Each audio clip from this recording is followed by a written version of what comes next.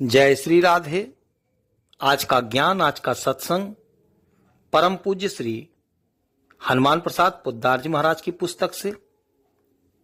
परम पूज्य कहते हैं, जो भोगी व्यक्तियों की दृष्टि में अधिक सामान्य है वह गिरा हुआ है, क्योंकि भोगियों की कसौटी तो भोगों के बाहुल्य पर निर्भर करती है। जिनका चरित्र ऊंचा है, जिनका ज्ञान वैराग्य ऊंचा है, ऐसे व्यक्ति जिसे सामान्य समझे वही वास्तव में सामान्य है। पामर, विषयी और साधक, ये तीन श्रेणियां हैं। मनुष्यों की पामर बुराई को ही अपने जीवन का व्रत मानता है, उसका सिद्धांत है। उसकी प्रवृत्ति दिन रात बुराई में है। भलाई सोचने का उसके पास अवकाश नहीं, मन नहीं। वह दिन रात बुराई सोचता है, बुराई करता है और बुराई में सुख अनुभव करता है। भगवान की बात, धर्म की बात, आध्यात्म की बात उसे सुहाती नहीं। न वह करता है, न वह करना चाहता है। वह पामर पुरुष है। विषयी विषयों में आसक्त है, विषयों का चिंतन करता है, उसका संग करता है। उनमें उसकी आसक्ति, कामना, स्पृहा, ममता है।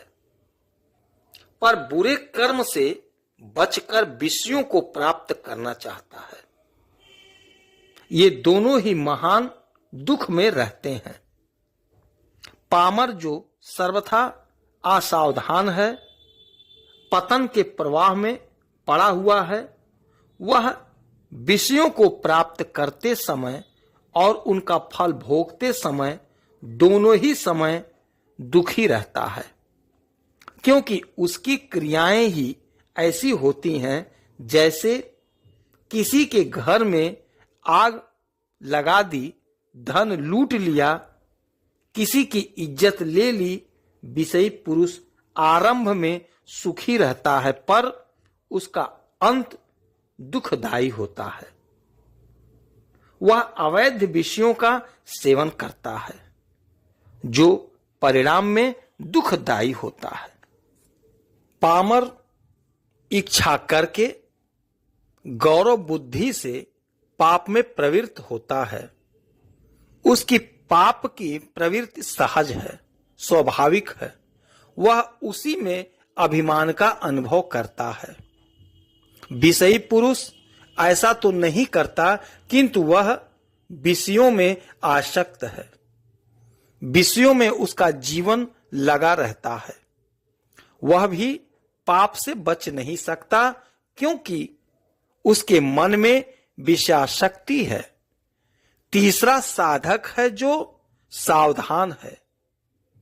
वह समझ कर सावधान होकर पैर रखता है। वह आसक्ति से डरता है, कामना से डरता है। जैसे किसी के घर में काला नाग घुसा रहता है, दिखता नहीं, पर उस घर का निवासी चौकन्ना रहता है, सावधान रहता है कि ना जाने कब कहां से वह निकल आवे। ऐसे ही साधक चौकन्ना सावधान रहता है कि ना जाने कब विषय रूपी काला नाग उसे डस ले, कब उसका पतन हो जाए।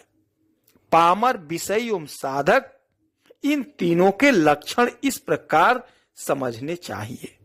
हमें चाहिए कि हम अपने जीवन का मिलान करें कि हमारी स्थिति किससे मिलती है और हमें क्या बनना चाहिए।